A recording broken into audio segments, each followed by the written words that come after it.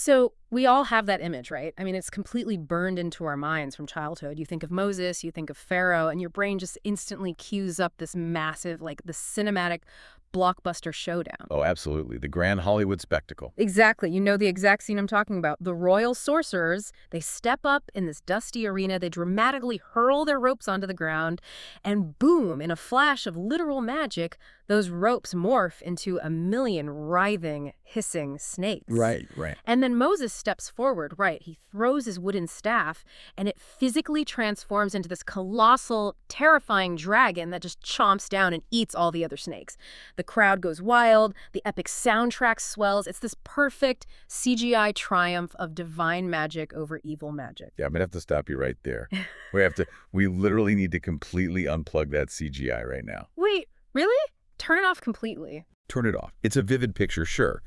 But reading these texts through the lens of a fantasy movie completely neutralizes what is actually happening. We are looking at a masterclass in political subversion here, not a wizard duel. Okay, color me intrigued, because that totally changes the vibe. It changes everything. The original Arabic text in the Quran, specifically in Surah Ta-Ha, which we are breaking down today, it uses a very specific clinical term to describe what the audience experienced. The word is Khuyala Elehi. Khuyala Elehi. Which means, wait, doesn't that mean it was imagined? Or, like, projected into their minds? Precisely. It was entirely psychological. The text explicitly states that by their mesmerism, it was made to appear to Moses and the crowd that these ropes were moving. It wasn't wasn't some molecular manipulation of wood and hemp into biological reptiles. So no actual snakes? Zero actual snakes. Yes. It was a highly orchestrated, state-sponsored psychological trick. It was mass hypnosis. Wow. Okay, that reframing totally changes the stakes of the entire narrative, because it means we aren't looking at supernatural magic at all. We are looking at, well, essentially the ancient equivalent of high-end corporate media propaganda. Exactly. It is political theater, and it's designed to make a decaying, corrupt system look vibrant and unassailable to the public. Which is exactly why we are here today. So, welcome everyone to this deep dive. Today we are digging into Lecture 6 of 14 from the Tawleed Islam digital audio series, which covers Surah Ta-Ha verses 61 through 70. And our mission today is to completely bypass that literalist, magical snake fight theology we all grew up with. Right. We are exposing the cold, calculated socio-political machinery operating in that public square. Because once you understand the mechanics of this encounter, I mean, you realize it's a blueprint for understanding modern statecraft, public relations, and mass psychology. It really is. So let's dismantle the foundation of misunderstanding here, starting with that term, sir.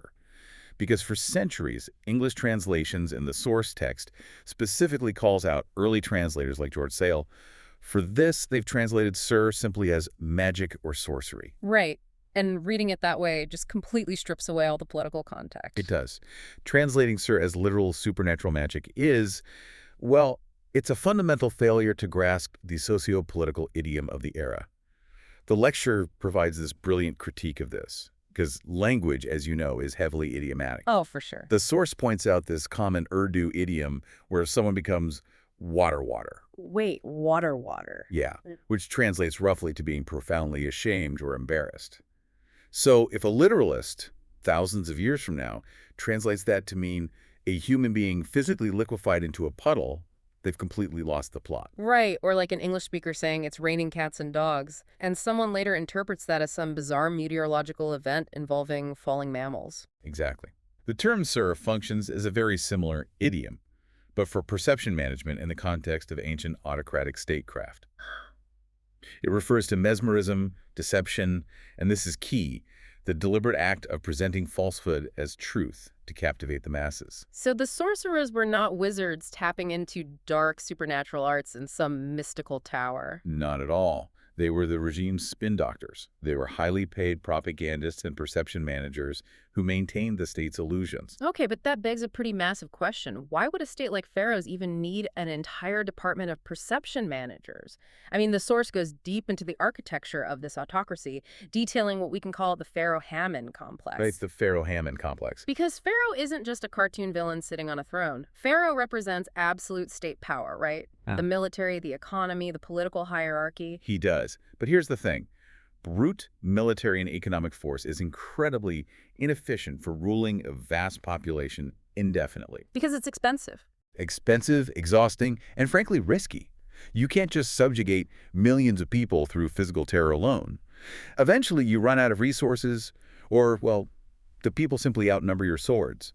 You need an ideological cover to make the subjugation feel natural, or even divine. Ah, and that is the role of Haman in this system. Precisely. Haman is the personification of the high priesthood, the religious and ideological authority. The state and the religious establishment form this symbiotic mechanism. So Haman basically provides the divine justification for Pharaoh's absolute rule. Yes. The regime forces unthinking compliance by merging state policy with religious dogma. If you convince the public that the ruler is the shadow of God on earth, which is a concept the source text thoroughly dismantles, by the way, then questioning the regime's taxes or its wars or its laws, it isn't just treason. It's heresy. Exactly, it's heresy. Man, that's so dark, because critical thinking is effectively outlawed at that point. Asking a logical question is framed as a spiritual rebellion against God. And we see this massive machinery immediately mobilize the moment Moses steps into the picture. Yeah, and what stands out in the source is how the regime categorizes the threat Moses poses. Because Pharaoh doesn't frame him as like a rogue theologian with a different opinion on the afterlife. No, not at all. The propagandists frame Moses as a severe, imminent national security threat. The smear campaign is startlingly modern in its execution. It really is. Pharaoh's spin doctors tell the Egyptian public that Moses and his brother aren't religious reformers. They tell them they are foreign conspirators. Right. The exact Arabic phrasing used in the regime's propaganda is that these two are trying to drive you out of your land and destroy your exemplary way of life. The phrase in the text is Tara Quadikumul Muthla. Tara Quadikumul Muthla. Destroy your exemplary way of life. I mean, you could literally copy and paste that exact sentiment onto a chyron on a state-run news channel tonight. Oh, easily. This outsider wants to take your jobs, steal your land, and destroy your traditional values. It is textbook fear-mongering designed to just manufacture a total panic. It's the ultimate appeal to xenophobia and conservative preservation. The regime is basically telling the masses, look at your culture, your superiority, your wealth. Everything you hold dear is under attack by this radical. And by manufacturing this external threat, the regime unites a fractured population. It completely distracts them from the crushing tyranny they endure under Pharaoh every single day. That's the brilliance of the propaganda. Okay, but let me push back on this for a second. If Pharaoh has total military dominance, we're talking the police, the army, all the wealth in the empire, why is he wasting time on a PR stunt? That's a great question. Right. Like, why orchestrate this massive public duel with these perception managers just to fight one man? Why not just have Moses quietly executed in the middle of the night and end the threat entirely? Because killing the man doesn't kill the idea, especially if the idea has already begun to resonate with the public. Oh, so backfires. Totally backfires. If you simply crush an ideological threat with physical violence without intellectually discrediting it first, you risk turning that person into a martyr. But more importantly, and this is crucial, using raw violence against an intellectual argument exposes the state's deepest weakness. Which is what? It proves they have no logical counter-argument. Wow. It shows the public that the state's only actual tool is violence, which shatters the whole illusion of divine righteous authority. Exactly. The illusion is the actual chain holding the population down. If the illusion breaks, the physical force in the military isn't enough to hold millions of awakened people in place. So they need the show. They absolutely need it. The regime needs the public to see Moses fail intellectually and ideologically on a public stage. They need the state's narrative to visibly, thoroughly triumph over his truth so that the masses go back to sleep. They need them totally mesmerized by the system again. Okay, so that perfectly sets up the duel. The state orchestrates this grand spectacle. It's a national holiday, right? The day of the festival. The crowds are gathered in broad daylight. Pharaoh brings in the absolute elite of his perception managers. The best of the best. And the source points out a beautifully telling detail about the mindset of these so-called sorcerers right before the event begins. Because you'd think, the defenders of the state religion would arrive fired up with righteous ideological zeal. You would think that, but they are completely devoid of ideological conviction. The text notes that before the duel, they approached Pharaoh with a very specific transactional question. They asked, what is our reward if we are the victors? Basically, are we getting paid for this gig? Essentially, yes. They are mercenary propagandists. They aren't defending truth. They are defending a paycheck. And Pharaoh's response is equally transactional. He doesn't just promise them wealth, he promises them proximity to the throne. The inner circle. Right. He tells them they will become part of the inner circle. Because in an autocracy, proximity to the absolute ruler is the ultimate currency. It means immunity, it means power, and unchecked privilege. It really highlights the fragile foundation of the system they are defending. The defenders of falsehood only step onto the battlefield when their social status and their bank accounts are guaranteed. They have no permanent values at all. Right. Contrast that with Moses. He walks into this hostile, completely state-controlled arena entirely alone, and he's bringing a message of objective truth and human liberation, regardless of the personal cost. And the contrast in their opening moves is what sets the psychological tone for the entire encounter. In a conventional duel of illusions, you'd expect immediate action, right? Throwing down the tricks, casting the spells, all that flash. Yeah, like a shootout at high noon. Exactly. But Moses entirely bypasses the spectacle. He doesn't engage them on the level of optical illusions at all. He starts with a stark rational warning. He looks at these elite, highly paid propagandists, and he says, "Woe to you. Do not invent a lie against God." Yes. He just straight up challenges their internal integrity before a single rope is even thrown.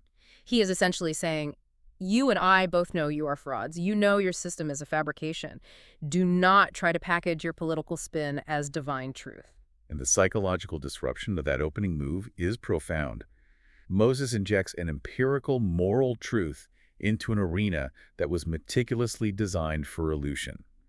He isn't attacking their magic per se. He is attacking their conscience and exposing the structural rot of their entire enterprise. And that single injection of truth causes an immediate structural fracture, which leads us right to Ayat 62. The source directs us to this critical, almost hidden moment in the Arabic text. The phrase is "Fatanazo amahum benahum," which translates to, they disputed their matter among themselves. They fell into a secret disagreement, a najwa. A najwa. So the elite class, the most confident PR executives in the empire, suddenly start whispering and bickering among themselves. And this happens the very moment Moses drops his rational warning before any actual duel begins. It's amazing. It illustrates the fundamental fragility of a system built on unproven assertions. Authoritarianism and falsehood, they demand absolute, unquestioned compliance. Everyone must stick strictly to the script for the illusion to work. Right. The whole machine has to move in lockstep. But the second reason, and objective scrutiny enter the room, the corrupt establishment begins to crack from within. Okay, but why panic in that specific moment? I mean, think about it from their perspective. They have the backing of the absolute dictator. They have unlimited funding. They have the home field advantage. And tens of thousands of people in the crowd are already conditioned to believe them. Right, they have all the cards. So why would they suddenly start whispering and doubting themselves just because one guy told them not to lie? Because con artists recognize when they aren't dealing with a fellow con artist. Oh, that's good. The sorcerers know they're putting on a theatrical production for proximity to power. If Moses were simply a rival magician, a fellow trickster, they would know exactly how to handle him. They know all the sleight of hand. Right. Game recognizes game. Exactly.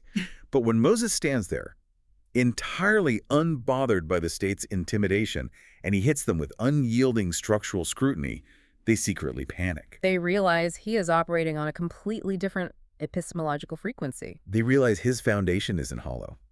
They dispute among themselves because the sudden introduction of undeniable truth forces a terrifying question. If he isn't faking it, and he actually represents objective reality, what happens to our entire fabricated system? What happens to us? Wow. But the allure of power and wealth is a heavy drug, so they suppress their internal doubts, they compose themselves, and they proceed with the state-mandated illusion anyway. They do. And they cast one hell of an illusion.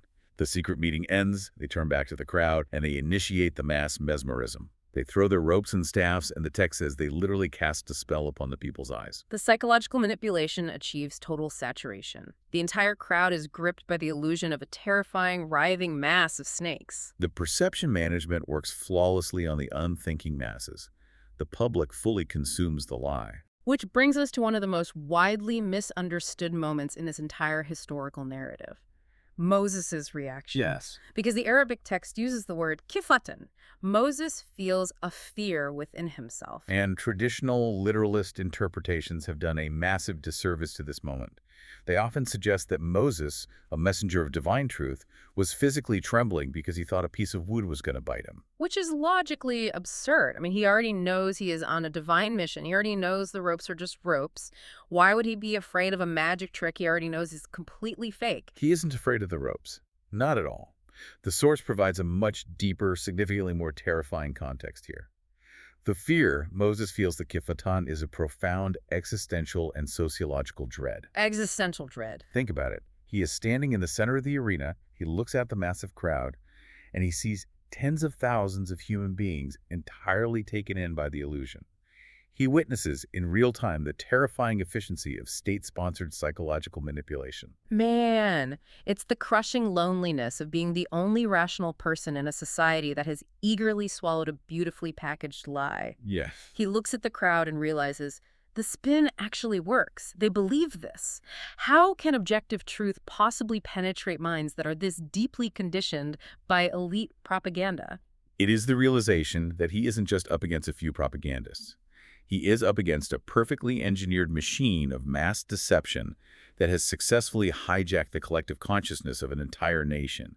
The very real, very rational fear of the sheer power of systemic brainwashing. But then the divine reassurance anchors him. The text tells us that God commands Moses not to fear, reminding him that the truth always has the upper hand, and instructs him to throw what is in his right hand. And here we arrive at the term Talkoff, which completely dismantles the childhood myth of the giant CGI dragon eating the other snakes. Right, let's unpack Talkoff, because this is fascinating. The root of Talkoff has absolutely nothing to do with a magical beast physically consuming other magical beasts.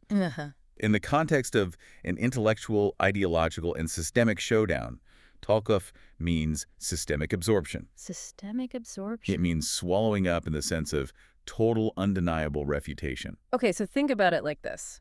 Imagine a modern corporate boardroom, right? You've got a team of executives who have just spent 2 hours presenting this incredibly slick, beautifully designed PowerPoint presentation.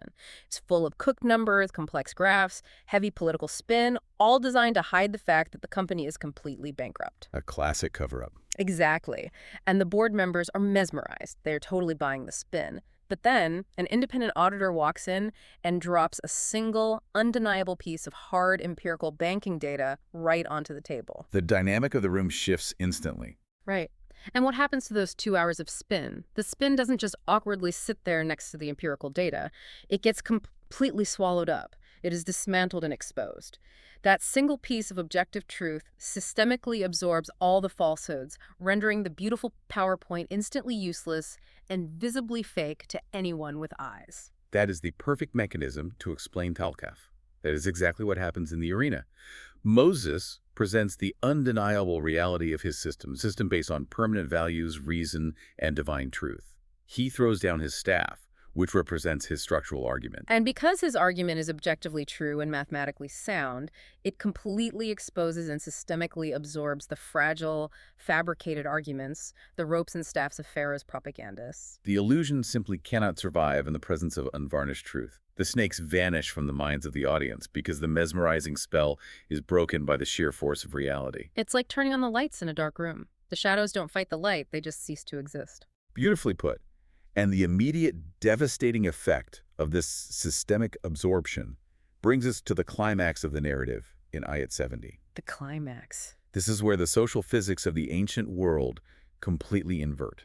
The elite sorcerers, the inner circle, the highest paid perception managers in the Egyptian empire, they don't just lose the debate, they throw themselves down in prostration. They surrender. They publicly, immediately surrender to the Lord of Aaron and Moses. I mean, from Pharaoh's perspective, this isn't just a PR hiccup. This is a catastrophic political nightmare. It is the absolute worst-case scenario for an autocrat.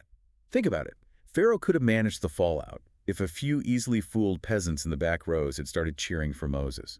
He could have just dismissed them as uneducated rabble. Right, just arrest them or ignore them. Exactly. But these weren't peasants. These were his experts. These were the very architects of the state's illusions. Okay, but I have to ask, why the immediate defection? Because we established they were mercenary. They wanted money and power, and Pharaoh had just promised them the inner circle. Why throw away unlimited wealth and political immunity in a fraction of a second? It's a brilliant question. And the answer is that they defected precisely because they were experts in faking reality. Wait, unpack that for me. As the master engineers of the state's illusion, they knew every logical fallacy, every sleight of hand, every psychological trigger they had pulled to manipulate that crowd. They knew exactly how the trick was built.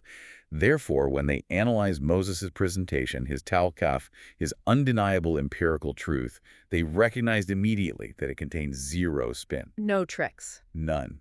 It was mathematically and systemically flawless. So an amateur in the crowd might look at Moses and think, wow, this guy's magic is way stronger than our guy's magic. But the experts looked at the structure of his argument and realized, that isn't a stronger trick. That is objective reality. Our entire worldview is a state-sponsored fabrication, and his system is the actual truth. Exactly. It was a total epistemological collapse of their worldview. Their surrender was not a religious conversion in the emotional, weeping at the altar sense. It was an intellectual defection based on undeniable evidence. They couldn't unsee it. You can't unsee the truth once the architecture of reality is laid bare before you. The social physics of that exact moment they are staggering. When the state's own thought leaders throw themselves down and surrender, it instantly shatters the regime's ideological monopoly, and they do it right in front of the very masses Pharaoh was trying to control. Right in front of everything. The psychological spell on the crowd is broken permanently. Not because Moses did a cool trick, but because the crowd just watched the state's most trusted propagandist admit that the state is built on a lie.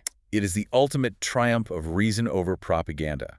The structural integrity of falsehood always collapses under the weight of permanent values.